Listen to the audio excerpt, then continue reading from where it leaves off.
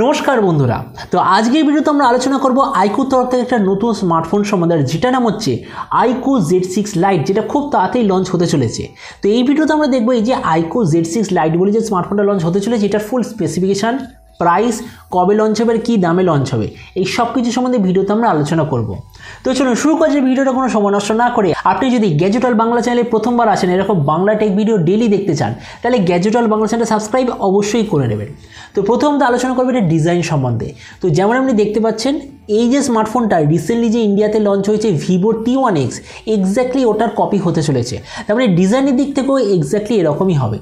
তো এই স্মার্টফোনটার থিকনেস হলো 8 মিলিমিটার আর এর ওয়েট হলো 182 গ্রাম।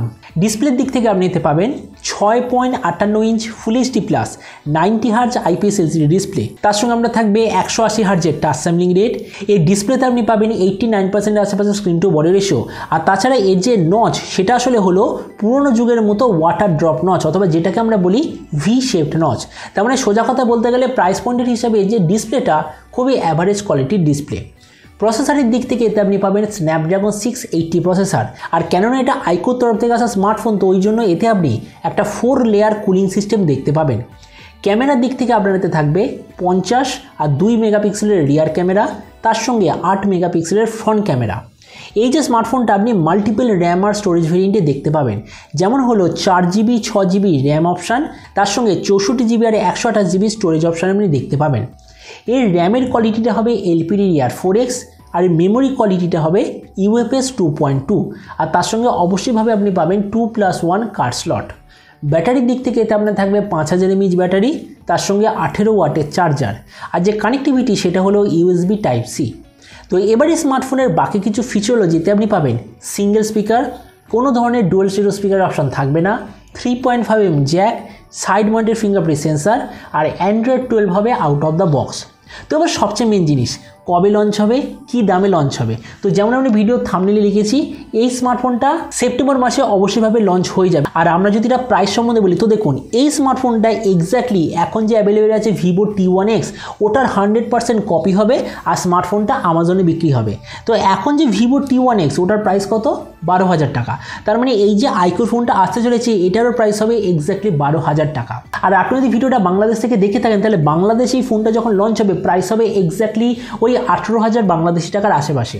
তো এবার সব ভিডিওর মতো এই ভিডিওটা আসলে আপনাকে জানাবো যে এই যে ফোনটা লঞ্চ হতে চলেছে যে 12,000 ইন্ডিয়ান টাকায়, তো এই দামে আপনার কি এটা নেওয়া উচিত নাকি অন্য কোনো স্মার্টফোন আপনার নেওয়া উচিত। তো এবার দেখুন, আপনার যদি এই মুহূর্তে টার্গেট থাকে 12,000 টাকা, তো আপনার কাছে 3টে স্মার্টফোন এই মুহূর্তে খুবই ভালো। Number 1 Infinix note 12, number 2 Realme Narzo 50, তৃতীয় পোকো M4 Pro।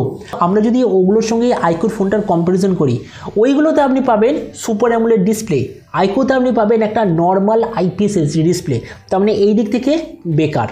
প্রসেসরের দিক থেকে ওই সব ফোনগুলো আপনি পাবেন Helio G96, Helio G88 processor, কিন্তু এতে আপনি পাবেন স্ন্যাপড্রাগন 680 প্রসেসর, যেটা পারফরমেন্সের দিক থেকে কোনো মতেই ওই হিলিও G96 এর আশেপাশেও নয়। তার মানে পারফরমেন্সের দিক থেকে ওই স্মার্টফোনগুলোর মধ্যে একদমই নয়। ক্যামেরার দিক থেকে এই প্রাইস পয়েন্টের সব কোম্পানি এক্স্যাক্টলি সেম।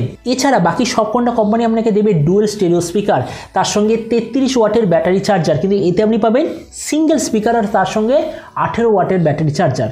তার মানে সোজা কথা বলতে গেলে এই যে স্মার্টফোনটা 12,000 টাকা যে লঞ্চ হতে চলেছে, আমার মতে মনে হয় না যে এই স্মার্টফোনটা আপনার একদমই নেওয়া উচিত। মানে আপনি যদি 12,000 টাকা খরচা করতে চান, তাহলে সেম প্রাইস পয়েন্টে পোকো, ইনফিনিক্স অথবা রিয়েলমির তরফ থেকে এর চেয়ে বেটার স্মার্টফোন অবভিয়াসলি অ্যাভেলেবেল আছে, যেটা আমার মতে মনে হয় আপনাদের জন্য বেশি ভ্যালু ফর মানি হবে। মানে আমি আপনাকে এখানে এটাই বলতে চাইছি যে এই যে আইকু Z6 Lite বলে যে স্মার্টফোনটা লঞ্চ হতে চলেছে, এটা নেওয়ার মতো কোনো বিশেষ কোনো ভ্যালু আমি এই স্মার্টফোনটা দেখতে পাচ্ছি না। তো এবার আপনি যে কমেন্ট আমাকে অবশ্যই জানাবেন যে এই যে আইকু Z6 Lite বলে যে স্মার্টফোনটা লঞ্চ হতে চলেছে, এটার ফুল স্পেসিফিকেশনের প্রাইস দেখে আপনার কী মনে হয়, আর যে দামে এটা আসছে সেই দামে আপনি কি এটা নিতে চান নাকি অন্য কোনো স্মার্টফোন আপনি নিতে চান, এটা সম্বন্ধে নিচে কমেন্টে বলতে আমাকে একদমই ভুলবেন না। তো চলুন দেখা হবে আগামীকালের একটা টেক ভিডিওতে।